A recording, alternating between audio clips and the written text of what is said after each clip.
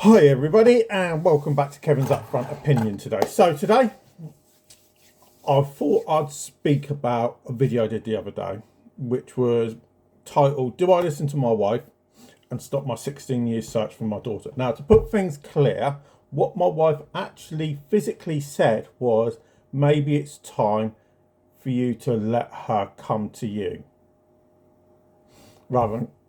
So that's what my wife actually physically said.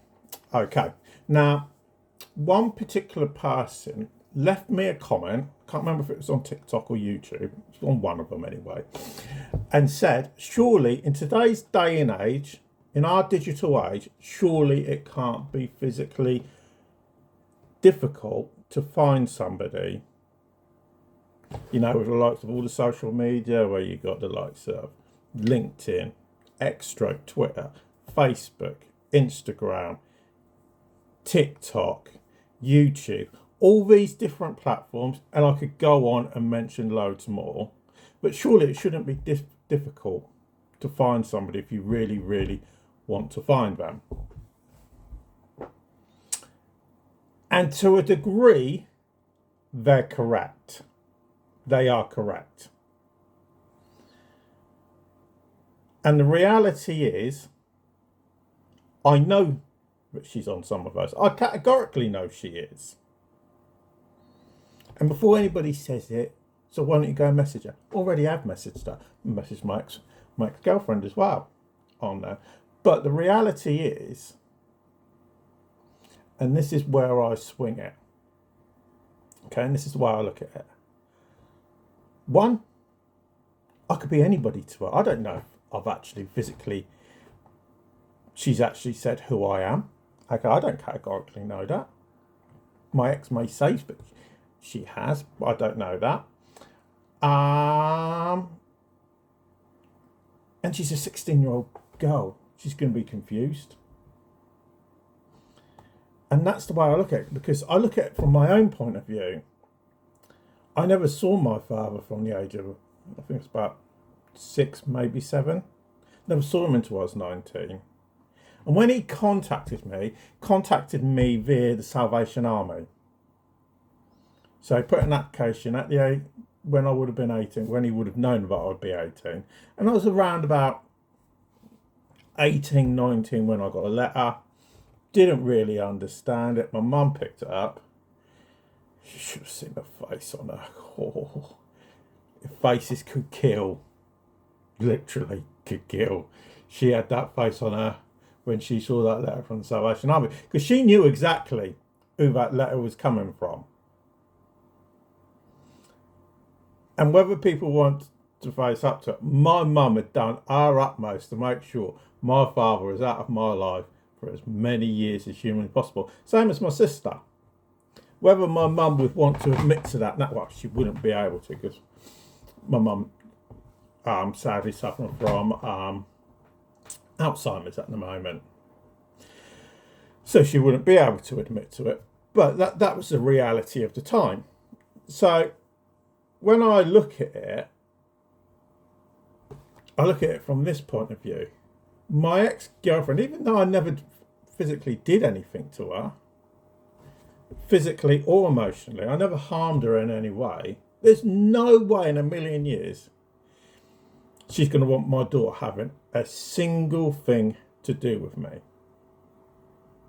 She will make it as humanly difficult as humanly possible. And I know that. And there's no dispute in that whatsoever. So the reality is, and this is the reality, no matter who wants to argue with me on this, the reason I do these videos, because I don't expect my daughter to ever, and I mean ever, get in contact with me. I never expect to have any contact with her.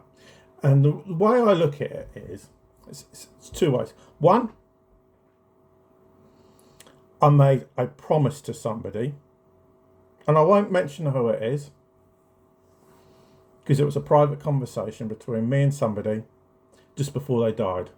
I just got married to my ex-wife, and I went round to his house, and this would have been maybe a couple of months before he died. And I made a promise, because he was already suffering from dementia, and I made a promise to him that I would never stop looking. Now, I can't break a promise, especially to this person, because it's the one person in my life I cared about the most in my entire life. It's a person that was always there for me.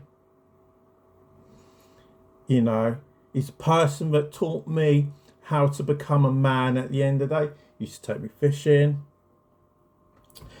Used to take me down allotments, how I learnt to do allotments and everything. You know, learnt how to do gardening, learnt how to cook. It was down to that one person in my life. So I can't break that promise. And neither would I want to break that promise. Because at the end of the day, as people have said, she's still my blood. That will never change, no matter what my ex may want to say or think or any of that kind of stuff. She can say what she likes. Won't change anything.